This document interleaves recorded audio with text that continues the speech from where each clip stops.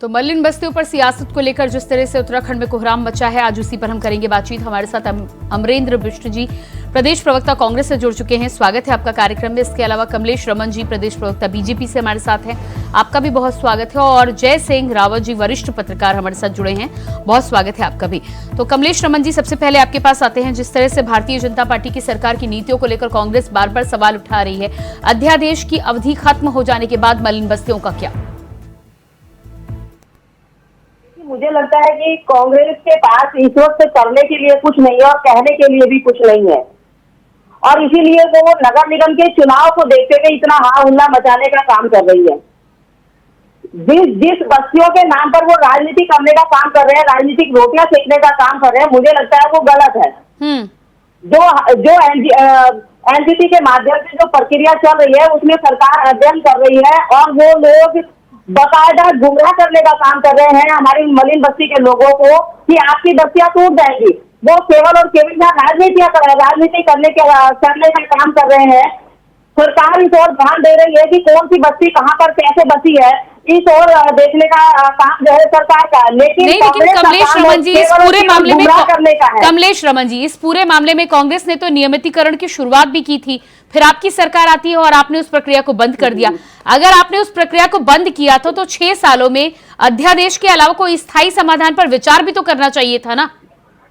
बिल्कुल, देखिए कोई नियमितीकरण की प्रक्रिया बंद नहीं हुई है, बल्कि कांग्रेस जिस वक्त थी उस वक्त तो इनके पास पूरा मोमेंटम था, ये करना चाहती तो कर देती। लेकिन हाँ, एक चुनौती तो है मलिन बस्तियां, और ये जिनके नाम से राजनीति करने का काम कर रहे हैं, मुझे लगता है वो मलिन बस्ती पर तो आज भी नहीं आ रही है।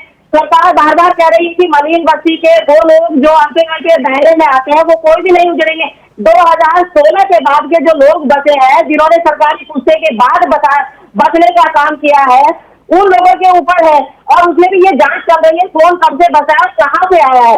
लेकिन कांग्रेस को इस वक्त केवल नगर निगम नहीं, ऐसे में तो आपकी सरकार पर सवाल ज्यादा खड़ा होता है कि कांग्रेस की सरकार में तो ऐसा कुछ हुआ ही नहीं। 2016 के बाद अगर मलिन बस्ती के मुद्दे की आप बात कर रही हैं और उन लोगों की आप बात कर रही हैं, तो आपकी सरकार है, तो यानी कि आपकी सरकार ने क्या किया? अमरेंद्र बिष्ट जी, इस पर जवाब दीजिएगा आप।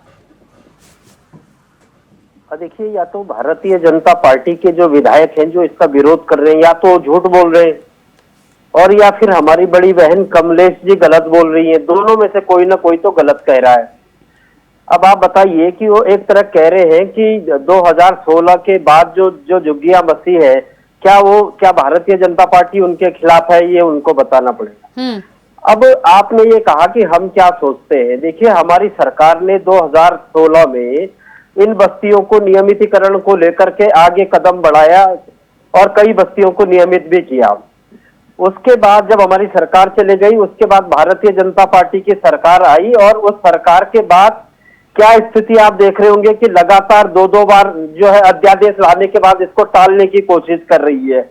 हम ये कह रहे हैं कि यदि भारतीय जनता पार्टी, इसकी सरकार ईमानदार है, मलिन बस्तियों को लेकर के ईमानदार है, तो वो इसका अस्थायी समाधान की तरफ क्यों नहीं बढ़ रही हो? क्या वो अब भी इस बात का इंतजार कर रहे हैं कि जब ये अध्यादेश समाप्त होगा और उसके बाद वो फिर कोई नया रास्ता खोज लेंगे?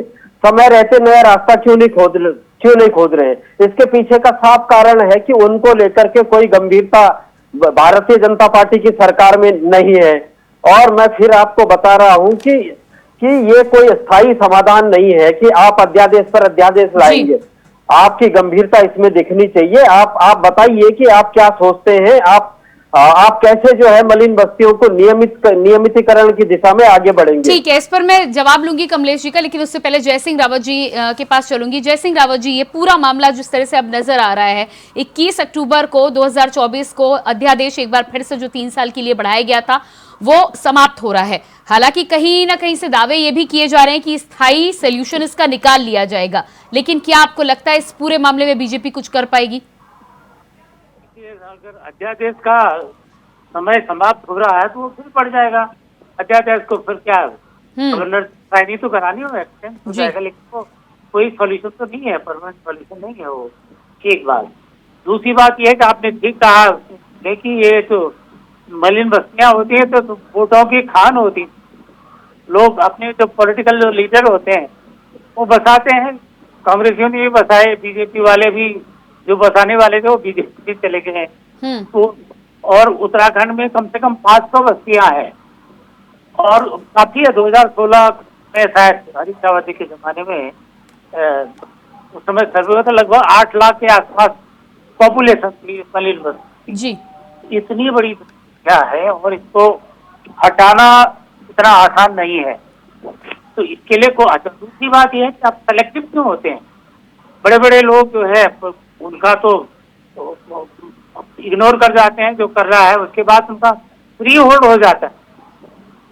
फ्री होल्ड माने किसी ने कब्जा किया, फ्री होल्ड करा के उनका रेगुलराइज कर देते हैं। लेकिन जो गरीब लोगों के साथ ऐसा क्यों नहीं होता, ये भी होना चाहिए। लेकिन मामला बहुत टेढ़ा है, मामला अदालत में है, तो इससे जितनी राजनीति भाषा में जितना आसान लगता है उतना आसान ये मामला है नहीं। मैं कहा ना कि लगभग 500 से ज्यादा बस्तियां पूरे स्टेट, ये तो तब की बात है। उसके बाद न जाने अब कितनी हो गई होंगी। एक तो पहाड़ों से लोग मजबूरी से भी पलायन करके आ रहे हैं, कहीं आपदा आ रही है। अब गरीब आदमी यहाँ देहरादून में या हरिद्वार में या हल्द्वानी में इतने पैसे तो है नहीं लोगों के पास जमीनें खरीदने के लिए, तो या तो दूर गांव में कहीं बस रहे हैं या फिर नदी किनारे कहीं आके अपना और ढूंढ रहे हैं जी। तो ये हाउसिंग प्रॉब्लम भी है, मानवीय प्रॉब्लम समस्या भी है ये। तो इस पर मतलब एकदम कानून ठीक है, अवैध कब्जा करना। जय सिंह रावत जी, ऐसे में अगर कांग्रेस कह रही है कि बीजेपी ने इस समस्या को गंभीरता से नहीं लिया, तो ये ठीक कह रही है? ठीक है ना, अब कांग्रेस है जो ये सबके लिए ये देखिए ना, ये वोटों की खान है। अब आज क्यों नहीं बोली कांग्रेस? क्योंकि ये बीजेपी का बिल्कुल फंसी हुई है मामला। बीजेपी के लिए तो बिल्कुल गले की फांस बनी हुई है, तो अपोजिशन वाला उसका फायदा, अपोजिशन जो पार्टी है उसका फायदा उठाएगी। लेकिन अगर कांग्रेस रूलिंग पार्टी इस समय होती तो फिर क्या होता? तो सवाल ये है कि ये इतना आसान है नहीं। और इसका जो आप सॉल्यूशन निकाल रहे हैं कि आप फिर इसका ऑर्डिनेंस निकाल देंगे, अरे ऑर्डिनेंस कोई स्थायी थोड़ी होता, वो तो 6 महीने साल भर नहीं ठीक है। लेकिन जय सिंह रावत जी, आप जिस तरह से कह रहे हैं कि बहुत ये टेढ़ा मामला है और इतना आसान नहीं है, ऐसे में कांग्रेस का जो कहना है, कांग्रेस के काल में जो नियमितीकरण की प्रक्रिया शुरू हुई थी, कुछ लोगों को मालिकाना हक दिया भी गया था, तो क्या ये काम करना वाकई में मुश्किल है? बहुत मुश्किल। मैंने कहा 500 बस्तियां हैं।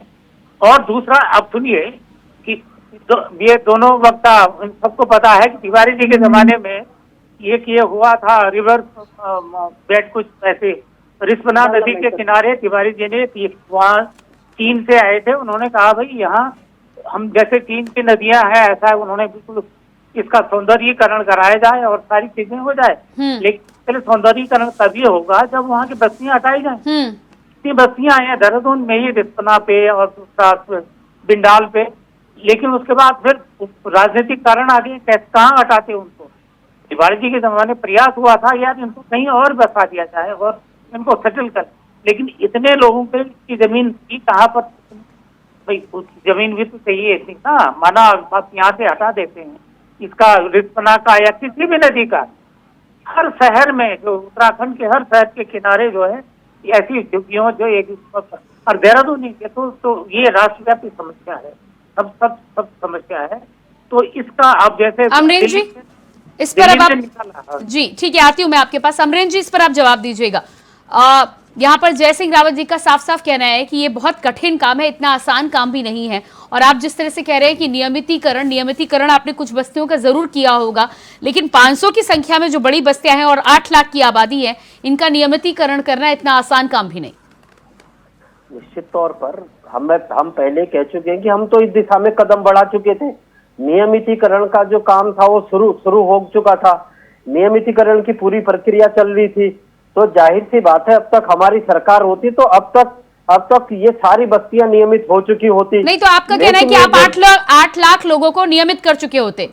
निश्चित तौर पर जब जो भी नियमों के अंतर्गत आते, जिनके जो भी नियमितीकरण के उस दायरे में आते, अब तक सबका नियमितीकरण हो चुका होता, उसमें कोई दिक्कत ही नहीं होती। भाई वो तो कोई चुनिंदा तो था नहीं कि किसी कुछ लोगों के लिए होना था, कुछ लोग नहीं होना था। अच्छा। तो जो भी नियमितीकरणों के मानकों पर खरा होता, अब तक इस समस्या से कांग्रेस पार्टी की सरकार निजात दिला चुकी होती। अच्छा, ठीक है, आती हूँ मैं आपके पास, समय दीजिएगा कमलेश रमन जी। अमरेंद्र जी तो कह रहे हैं कि अगर उनकी सरकार होती तो वो कर चुकी होती है नियमितीकरण, फिर आपको क्या आपत्ति है? देखिए, हमें तो कोई आपत्ति नहीं थी, उन्होंने बस्तियां बसाने का काम किया है। कांग्रेस में आज जाकर देख लीजिए, सारी बस्तियां कांग्रेस के नेताओं के नाम पर बसी हुई है। अगर वो देना चाहते तो उस वक्त दे सकते थे, लेकिन जैसे अमरिंदर भाई कह रहे हैं कि कई बस्तियों को मालिकाना हक देने का काम किया, तो मैं उनको याद दिला दूं कि केवल 40 लोगों को पट्टे देने का काम किया, वो भी फर्जी तरीके से किया, इंस्टॉलमेंट में किया।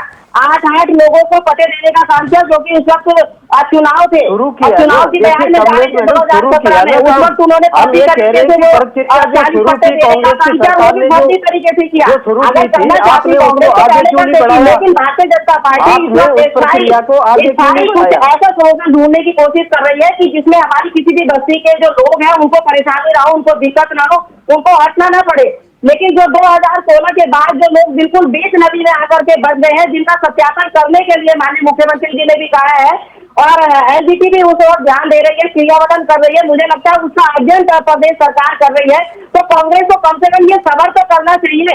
आप ये बताइए ना, 2 बार अध्यादेश आ गए, 3 साल 6 साल लोगों को गुमराह करने का काम कर रहे हैं। सरकार है तब से ये सब कुछ चल रहा है, तो फिर आप ये बताइए कब तक समाधान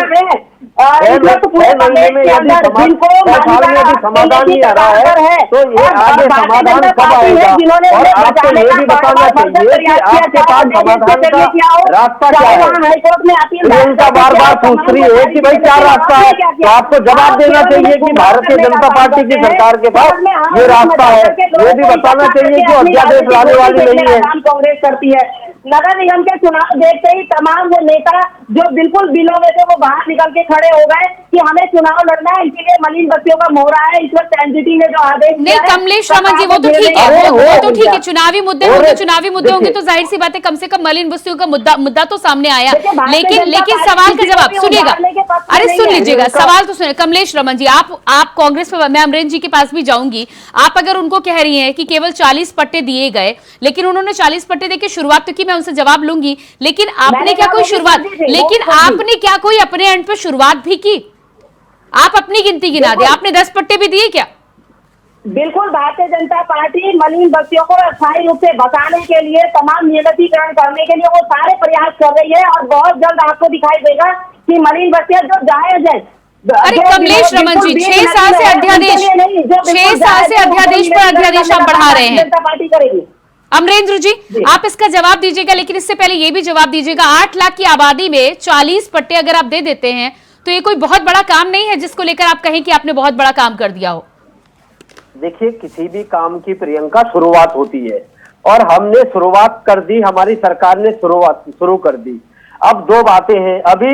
अभी कमलेश जी कह रही है कि कांग्रेस इस बात के लिए जिम्मेदार है कि सारी झुग्गियां हमने बसाई, कांग्रेस ने बसाई। अब आप बताइए कि दूसरी तरफ ये कह रही है कि जो वहां झुग्गियों के नियमितीकरण, झुग्गियों को बसाने के लिए भारतीय जनता पार्टी की सरकार गंभीर है। दूसरी बात, तीसरी बात ये कह रही है कि कांग्रेस इस पर राजनीति कर रही है।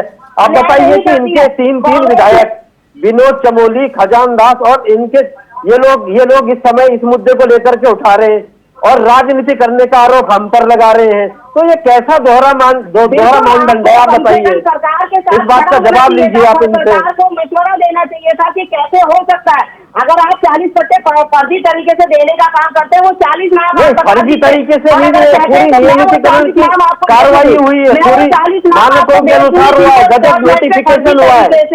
आपकी सरकार ने पट्टे दिए थे उस वक्त, आपको पता नहीं फर्जी, आप फर्जी कैसे कह रहे हैं? उनका पूरा नोटिफिकेशन नोटिफाइड हुआ है ना, भाई नोटिफाइड हुआ है, उसके बाद ही तो पट्टे देने। नहीं, कमलेश रमन जी ऐसे कह देने पर से थोड़ी होता। जय सिंह रावत जी आपके पास में आती हूं। बताइए कि फर्जी कैसे कह रहे हैं? हाँ, जय सिंह रावत जी, इस पूरे मामले में जिस तरह से कमलेश रमन जी का कहना है फर्जी पट्टे का क्या मतलब है? देखिए, शुरुआत तो हुई थी कांग्रेस जमाने में, शुरुआत तो हुई थी, लेकिन इतना आसान था नहीं, कांग्रेस के लिए भी नहीं था। मैंने कहा इतनी बस्तियां हैं, अब सब अवैध है। अब किसको आप जायज कहेंगे, किसको नाजायज कहेंगे? 500 का तो तब का था जब उस समय 2016 में सर्वे हुआ, तब की बात कर रहा हूँ। 500 अब न जाने कितनी हो गई होंगी, अब तो हो गई 300 और बढ़ गई इसके ऊपर। तो वो वाली बात। दूसरा मेरा कहने जैसे दर्द होता है तो दर्द कोई बीमारी नहीं होती, दर्द तो किसी बीमारी का इंडिकेशन है, संकेत होता है। और आप दर्द की दवा खा रहे हैं लेकिन इलाज जो असली बीमारी है उसका इलाज नहीं हो रहा है। तो ये जो ऑर्डिनेंस निकाल रहे हैं, अध्यादेश निकल रहा है, ये अस्थायी है, ये हर 6 महीने या उसके लिए बढ़ाएंगे, तो ये तो कोई समाधान नहीं है जी। ये जैसे दर्द निवारक होती है ना, दर्द की दवा की तरह करना, संतोष कर लेना, और लेकिन बीमारी का इलाज है, इससे तो और दिक्कत हो सकती है। कमलेश रमन जी इस पर जवाब दीजिएगा। खा के लीवर खराब हो जाता है और सारी चीज। जी बिल्कुल, देखिए सरकार इस वक्त स्थायी तौर पर कुछ ना कुछ ऐसा निर्णय निकालेगी, किसी भी बस्ती के नागरिकों कोई भी जो है बस्ती पर कोई आंच नहीं आएगी, कोई तलवार नहीं लटकेगी। मुझे लगता है कि सरकार ऐसा सोल्यूशन निकालने जा रही है कि जो हमारी मलिन बस्तियां जो 2016 से पहले की बसी गई है, उन सबको उनका मालिकाना अधिकार देने के लिए सरकार निर्णय भी निकालेगी, और उसकी एक कमेटी भी तैयार है, कमेटी भी उसमें काम कर रही है, और बहुत जल्द ऐसा निर्णय निकल करके आएगा। लेकिन मैं फिर कहना चाहती हूँ कि गलत तरीके से बसे हुए लोग जो नदी के बीचों बीच बस गए हैं, जो कल अगर बाढ़ आ गई या बारिश आ गई, नदी नाला आ जाए, उनके मुआवजे के लिए भी तब कांग्रेस सड़कों पर उतरेगी। तो मुझे लगता है कि इन नेताओं को बस कर देना चाहिए, बस करना चाहिए कि नदी के बीच में कम से कम अपनी नेतागिरी को स्थापित करने के लिए लोगों को बसाने का काम ना करें, और फिर राजनीति ना करें इस चीज पे। अगर नगर निगम के चुनाव शुरू हो रहे हैं तो आपको मलिन बस्ती का एक ऐसा मुद्दा मिल गया, अरे आप सरकार के पास जाइए, सरकार को सलाह मशवरा दीजिए। कमलेश रमन जी, समस्या चाहे जो है, समस्या का समाधान करना, क्योंकि सरकार आपकी है, राज्य में भी और केंद्र में भी, तो समस्या का समाधान करना, फिर उनको नदी के बीच में से उठाकर कहाँ बसाना है, ये भी आपकी जिम्मेदारी है। देखिए, जो बाहर से लोग आए, इसीलिए माननीय मुख्यमंत्री जी ने कहा है कि जो हम सत्यापन करेंगे, सत्यापन से ये स्थायी रूप से पता लग जाएगा कि कौन लोग कब तक यहाँ बसाओ। इसीलिए सत्यापन की प्रक्रिया की जा रही है, ताकि ये जो निरसीकरण की जो प्रक्रिया है इसको पूरी किया जा सके। कौन लोग कब से बसेंगी, सारी चीजें निकल के सामने आएंगी, उसमें यहाँ होना है। अच्छा ठीक है, मैं आपके पास आता हूं। अमरिंदर सिंह बिष्ट जी, अब कमलेश रमन जी इस पूरे मामले में जिस तरह से कह रही हैं कि सत्यापन की प्रक्रिया होगी, सत्यापन की प्रक्रिया या जो भी हो, तमाम लोग जो उत्तराखंड में रह रहे हैं और 8 लाख की आबादी की बात जो जय सिंह रावत जी कह रहे हैं, उनको लेकर इस समय परेशानी है, और परेशानी भारतीय जनता पार्टी के नेताओं को भी हो रही है, यही वजह की प्रदर्शन हो रहा है। अमरिंदर बिष्ट जी, फाइनल कमेंट इस पूरे मामले पे दीजिएगा, समय नहीं है ज्यादा मेरे पास। देखिए एक तो इनको समझना चाहिए कमलेश जी को कि ये कोई चुनावी मुद्दा नहीं है। ये जो अध्यादेश था, इसके 3 साल जब कंप्लीट हो रहे हैं, तो उसके बाद ये संवैधानिक दिक्कत आ रही है इन बस्तियों को लेकर के, इसलिए ये मामला अब आया है, और इन्हीं के विधायक इसको उठा रहे हैं। तो इसको राजनीति से न जोड़े। दरअसल ये समस्या बन गई है कि अब इसको लेकर के सरकार क्या निर्णय लेगी, क्योंकि जब से 3 साल या 6 साल से ये 2 अध्यादेश हो चुके हैं, तो कोई स्थायी रास्ता इन्होंने ढूंढा नहीं। जब से इनकी सरकार है, तो इनको अस्थायी रास्ता ढूंढने की ओर आगे बढ़ना चाहिए। ठीक है, जय सिंह रावत जी, फाइनल कमेंट। देखिए, इसमें एक बात होती है कि साहब हम सत्यापन कर रहे हैं कि बाहर से लोग जो आए हुए हैं, मतलब वो तो जो भी अब बस्ती में होगा वो तो सब अवैध है। अब बाहर और भीतर का इसमें क्या मतलब है? क्या इसका भी धर्म के नाम पर तय होगा? क्या इलेक्शन ये नगर पालिका या नगर निगम चुनाव से पहले फिर वही हिंदू मुसलमान किया जाएगा? तो ये तो कोई सॉल्यूशन नहीं होता है। माना कोई आके बस गया कहीं से, भारत का कोई नागरिक, क्या बिजनौर से आया है या हिमाचल पांवटा साहिब से आया है या रुद्रप्रयाग, ठीक है, समय मेरे पास ज्यादा नहीं है। कुल मिलाकर अब देखना होगा कि सरकार इस पर क्या स्थायी सोल्यूशन लेकर आती है, और क्या वाकई में मलिन बस्तियों का उद्धार करने की जो नियत धामी सरकार दिखाने की बात कर रही है, उस पर काम आने वाले समय में होता हुआ दिखाई देता है या नहीं। कमलेश रमन जी, अमरिंदर बिष्ट जी और जय सिंह रावत जी, बहुत बहुत धन्यवाद जुड़ने के लिए। तो उत्तराखंड में मलिन बस्तियों का मुद्दा इस समय छाया हुआ है, उस पर राजनीति भी खूब हो रही है। कांग्रेस बीजेपी पर आरोप लगा रही है, तो बीजेपी के नेता खुद भी परेशान चल रहे हैं और कांग्रेस पर भी आरोप लगा रहे हैं। अब देखना ही होगा कि स्थायी सॉल्यूशन की और स्थायी समाधान की जो बात हो रही है उसमें धामी सरकार कामयाब होती है या नहीं। फिलहाल हमारे इस खास कार्यक्रम में इतने। खबरों के लिए बने रहिए इंडिया वॉइस के साथ। मुझे दीजिए इजाजत। नमस्कार।